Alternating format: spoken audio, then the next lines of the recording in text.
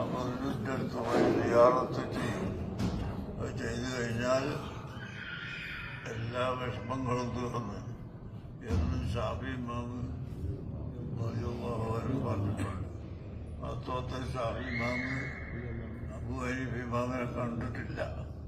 അബൂ ഹനീഫ ഇമാമ് വഫാത്തായ ദിവസമാണ് ഷാഫി ഇമാമ് ജനിച്ചത് തന്നെ. രണ്ടും ഒരു ദിവസമാണ്. ഷാഫി ഇമാമ് ജനിച്ചതും അബൂ ഹനീഫ ഇമാമ് വഫാത്തായത് ഒറ്റ ദിവസം. അവരെ കണ്ടിട്ടുണ്ടാവില്ലല്ലോ. കാണാത്ത ഷാഫി ഇമാമ് ഇമാമൽ ആകും അബൂ ഹനീഫ തങ്ങളെ സിയാറത്ത് ചെയ്തിട്ട് കാര്യങ്ങൾ എളുപ്പമാകാറുണ്ട് എന്ന് പറയുന്നത്. ഇവിടെ അത് മഷൂറായ തരമാണ്. അളവിയ എന്നാണ് ഇമാം അബൂ ഹനീഫ തങ്ങളെ സിയാറത്തിന്റെ തരത്തിന്റെ പേര് തന്നെ. അളവിയ അളവിയ അളവിയ എന്ന് പറഞ്ഞാൽ ഓട്ടോറിക്ഷക്കാരൻ വരെ അവിടെ ഉണ്ടായിത്തരും. ഇമാമുൽ അളം അബൂ ഹനീഫ തങ്ങളുടെ പേരുകൊണ്ടാണ് ആ സ്ഥലത്തിന് അളവിയ എന്ന് പേരായി. അപ്പോൾ ഓട്ടോറിക്ഷക്കാരിൻ്റെ അവിടെ പോകണം, അളവിയ പോകണം എന്ന് പറഞ്ഞാൽ അവിടെ കൊണ്ടിറക്കി തരും. അത്രയും മഹത്വമായ സ്ഥലമാണ്. ഷാഫി ഇമാമ് വരെ അവരെ സിയാറത്ത് ചെയ്യാൻ പോയിരുന്നു എന്ന് പറയുമ്പോൾ സിയാറത്തിന്റെ മഹത്വം അത് ചെറുതൊന്നല്ല, വളരെ വലുതായി. അപ്പോൾ അത് തന്നെയാണല്ലോ ലോകത്ത് എന്തെല്ലാം കൂട്ടര്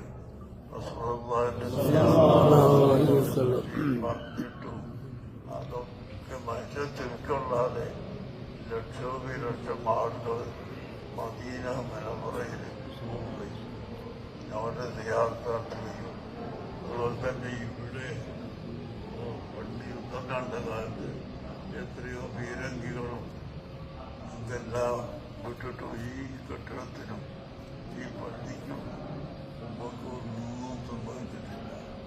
അങ്ങനെ ഇവിടെ കാത്തു സൂക്ഷിക്കപ്പെട്ടുകൊണ്ട്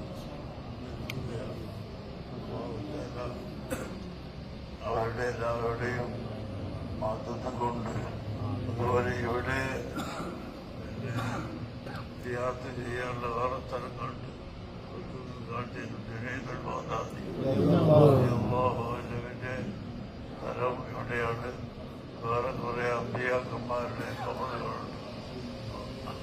സൽമാൻ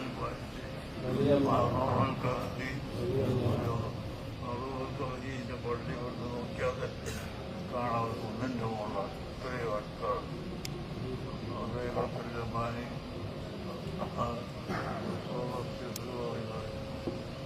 അവരൊക്കെ ഇവിടെയാണുള്ളത്. അഹമ്മദ് ആമ്പല് ആമ്പലുകൾക്ക് പേരിട്ട് പാടി ഈ നാട്ടിൽ തന്നെയാണ്. പക്ഷെ കുറച്ച് ദൂരം നാളെ പോകാൻ കഴിയുന്നവല്ല.